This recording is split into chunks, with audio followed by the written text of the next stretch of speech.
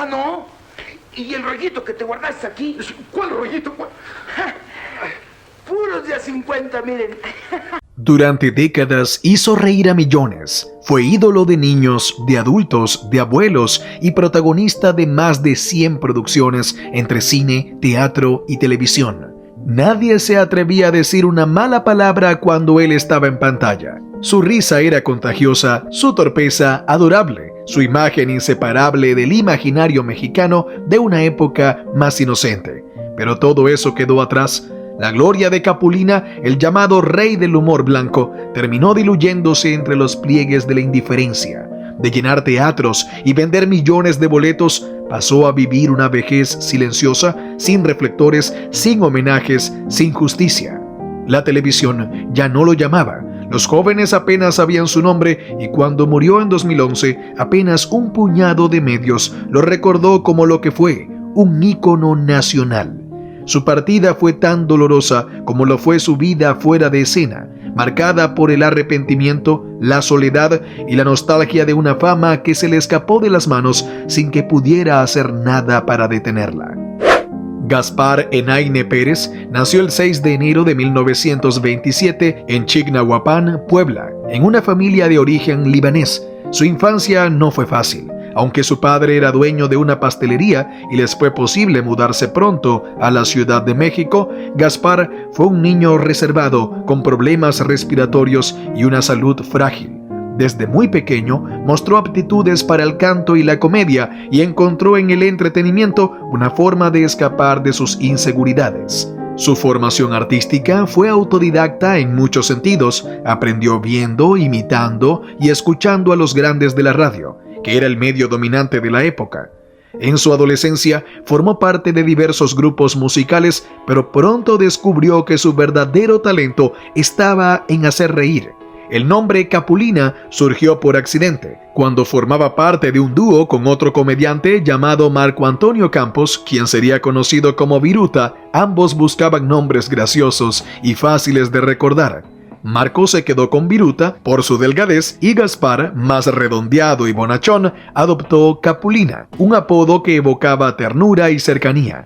El dúo Viruta y Capulina nació en la radio, pero pronto migró a la televisión y al cine, donde alcanzó un éxito arrollador. Su química era evidente. Viruta representaba al listo y Capulina al torpe ingenuo. Pero tras bambalinas, las cosas eran muy distintas. Con más de 20 películas juntos, giras por todo México y apariciones constantes en televisión, Viruta y Capulina se convirtieron en un fenómeno cultural. Pero el éxito trajo consigo la atención. Viruta comenzó a sentirse eclipsado por Capulina, pues el público parecía identificarse más con el personaje ingenuo y tierno que con el listo y sarcástico. Las diferencias creativas se convirtieron en pleitos personales y finalmente, tras años de fricciones, decidieron separarse en medio de un clima hostil. No volvieron a hablarse. Capulina continuó su carrera en solitario, pero esa separación lo marcó profundamente. Años más tarde, cuando Viruta murió en 1996, Capulina confesó que uno de sus mayores pesares fue no haberse reconciliado con su viejo amigo.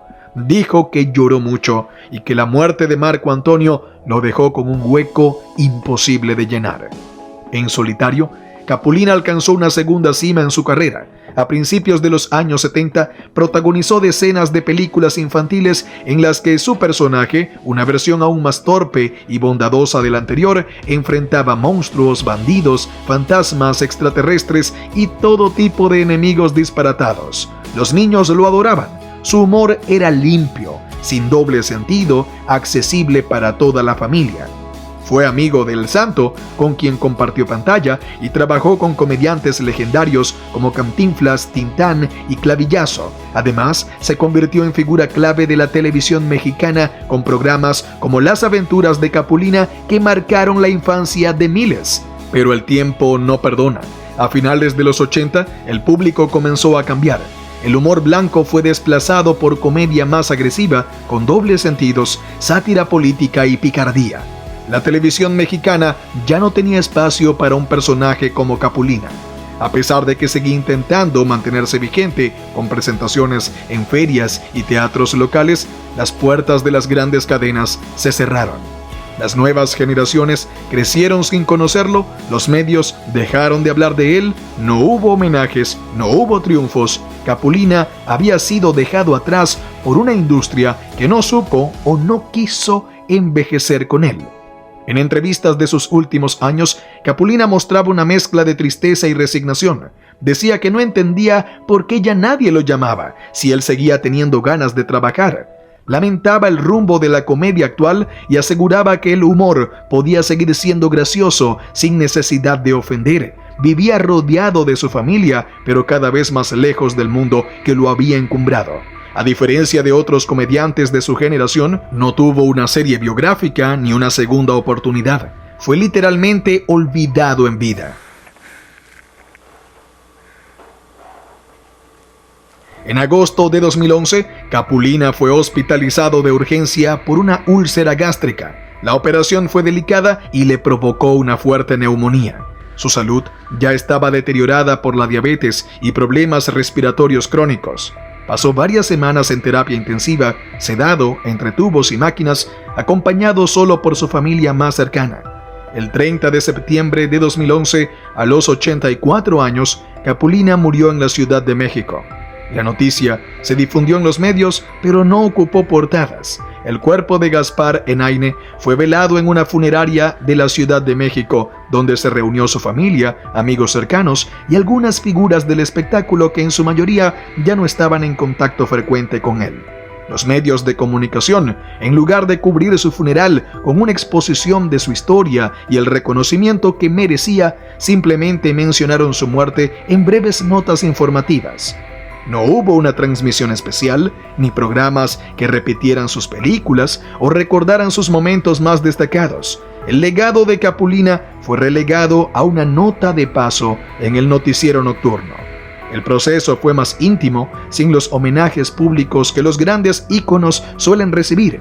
Entre los asistentes al funeral se encontraba su familia inmediata, algunos amigos de su generación y ex colegas de los tiempos en los que fue un gigante de la comedia. La ausencia de grandes nombres del cine mexicano, que alguna vez compartieron con él escenario y pantalla, reflejaba la desconexión con el impacto que había tenido en su época dorada. Gaspar dejó un legado inmenso, aunque hoy pocos lo recuerdan en su justa dimensión. Fue pionero de una forma de hacer comedia sana, familiar, noble, hizo reír sin herir. Su personaje era un símbolo de bondad en un mundo que incluso entonces ya se tornaba más cínico. Su historia no es solo la de un comediante exitoso, es también la historia de un hombre que dio todo por su arte, que hizo del humor una vocación moral y que sin embargo terminó su vida en un rincón silencioso del espectáculo, viendo cómo el mundo que una vez lo celebró ya no tenía espacio para él.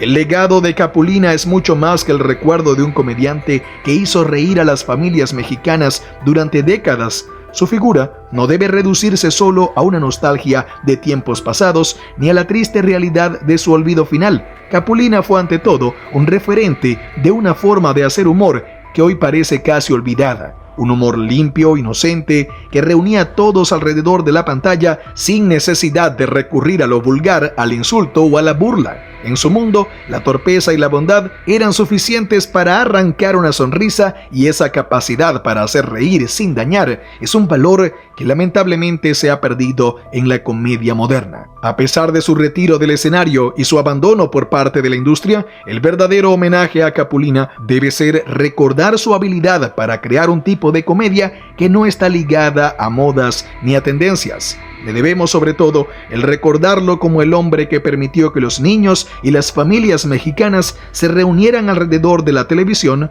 una y otra vez sin miedo a lo que podrían encontrar. ¿Qué te ha parecido la vida de este gran artista?